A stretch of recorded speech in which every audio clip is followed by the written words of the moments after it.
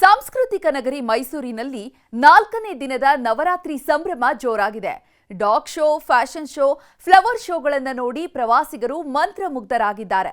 ಇದರ ಜೊತೆ ಯುವ ದಸರಾ ದರ್ಬಾರ್ ಶುರುವಾಗಿದೆ. ಹಾಗಾದ್ರೆ ಬನ್ನಿ ದಸರಾ ಸಂಭ್ರಮದಲ್ಲಿ ಒಂದು ರೌಂಡ್ ಹಾಕಿ ಬರೋಣ.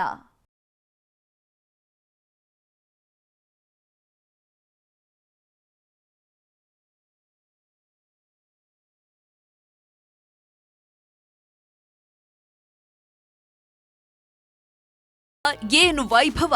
ನೋಡೋಕೆ 2 ಕಣ್ಣುಗಳು ಸಾಕಾಗ್ತಿಲ್ಲ.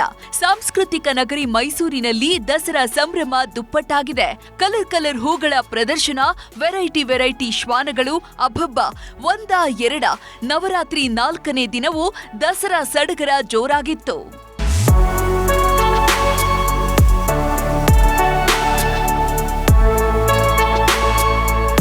ಮೈಸೂರು ಅರಮನೆಯತ್ತ ಪ್ರವಾಸಿಗರ ದಂಡೆ ಹರಿದು ಬರ್ತಿದೆ.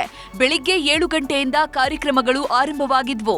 ಮಹಿಳೆಯರಿಗಾಗಿ ಫ್ಯಾಷನ್ ಶೋ ಆಯೋಜನೆ ಮಾಡಲಾಗಿದ್ದು ಜನರಿಗೆ ಸಖತ್ ಖುಷಿ ಕೊಟ್ಟಿತ್ತು. ದಸರಾದಲ್ಲಿ ಬ್ಯೂಟಿಫುಲ್ ಮನಸ್ಸುಗಳನ್ನ ಮತ್ತಷ್ಟು ತಣಿಸಲು ಹೂರಾಶಿಗೆ ಕಲಾಕೃತಿಗಳ ಮೆರುಗು ನೀಡಲಾಗಿತ್ತು. ಅಲ್ಲಿನ ಫ್ಲವರ್ ಶೋ ಎಲ್ಲರ ಕಣ್ಮನ ಸೆಳೆದಿತ್ತು. ಪ್ರವಾಸಿಗರು ಫುಲ್ ಫಿದಾ ಆಗಿದ್ದಾರೆ.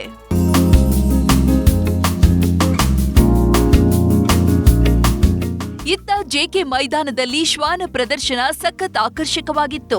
ದೇಶಿ ವಿದೇಶಿ ತಳಿಗಳು ಶ್ವಾನ ಪ್ರಿಯರ ಕಣ್ಮನ ಸೆಳೆದಿತ್ತು. ಸುಧಾಮೂರ್ತಿ ಅವರು ಡಾಗ್ ಶೋಗೆ ಚಾಲನೆ ನೀಡಿದ್ರು. ಈ ವರ್ಷ 550ಕ್ಕೂ ಹೆಚ್ಚು ಶ್ವಾನಗಳು, ಬೆಕ್ಕುಗಳು ಸಹಿತ ಪಾರ್ಟಿಸಿಪೇಟ್ ಮಾಡಿದ್ದಾರೆ. ಒಬ್ಬ ತೀರ್ಪುಗಾರರಿಗೆ ಬಹಳ ಕಷ್ಟ ಅಂದ್ರೆ ಪ್ರತಿಯೊಂದು ಅಷ್ಟು ಮುದ್ದಾಗಿವೆ ಇವು. ಆದರೂ ಒಂದು 3-4 ಪ್ರೈಸ್ ಕೊಡಲೇಬೇಕಾಗುತ್ತೆ. ಯಾಕಂದ್ರೆ ಎಲ್ಲರೂ ಎಲ್ಲ ಪ್ರೈಸ್ ಸಿಗೋದಿಲ್ಲ. ಸಿಕ್ಕದೇ ಇದ್ದವ್ರು ತಿಳ್ಕೊಳ್ಳಿ, ಪ್ರೈಸ್ ನಿಮ್ಮದು ಪ್ರಾಣಿ ಚೆನ್ನಾಗಿಲ್ಲ ಅಂತಲ್ಲ, ನಂಬರ್ ಆಫ್ ಬಹುಮಾನಗಳು ಕಡಿಮೆ ಇದೆ ಅಂತ ತಿಳ್ಕೊಂಡು ಸಿಕ್ಕಿಲ್ಲ ಹೊರತು ನಿಮ್ಮ ಪ್ರತಿಯೊಬ್ಬ ಶ್ವಾನವು ಹೃದಯಕ್ಕೆ ಹತ್ತಿರವಾಗೇ ಇರ್ತದೆ. ದಸರಾದಲ್ಲಿ ಮೈಸೂರಿನ ಲೈಟಿಂಗ್ಸ್ ಅಂದ್ರೆ ಅಚ್ಚುಮೆಚ್ಚು. ದೀಪಾಲಂಕಾರ ನೋಡೋದೇ ಒಂದು ಚೆಂದ. ಆದ್ರೆ ಕೆಆರ್ ವೃತ್ತದ ಬಳಿ ಲೈಟಿಂಗ್ಸ್ಗಳು 8ನೇ ದಿನಕ್ಕೆ ಕೆಟ್ಟಿದ್ದು ಕನ್ನಡ ಅಕ್ಷರಗಳೇ ಮಂಗಮಾಯವಾಗಿದೆ.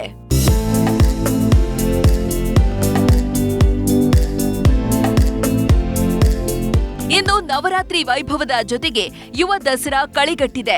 ಯುವ ದಸರಾ ಕಾರ್ಯಕ್ರಮಕ್ಕೆ ಅಶ್ವಿನಿ ಪುನೀತ್ ರಾಜ್ಕುಮಾರ್ ಚಾಲನೆ ನೀಡಿದ್ದು ನೃತ್ಯ, ಸಂಗೀತ ಮಹಾ ಸಂಗಮವಾಗಿದೆ.